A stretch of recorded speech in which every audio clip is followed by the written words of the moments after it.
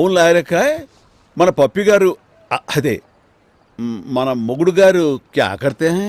జైల్లో ఉన్నాడు. పాపం. పాపం ఏంటి, ప్రతి 6 నెలలకు ఒకసారి ఏదో కేసు పెట్టి పంపిస్తుంటా, అలవాటే.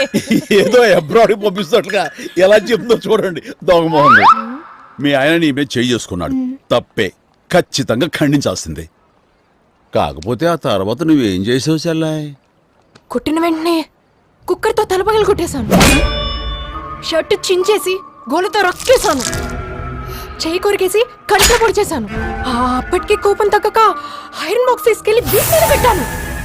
ఆ తర్వాత ఒక ఆడపిల్లగా అంతకంటే ఇంకేం చేయగలను అన్నయ్య?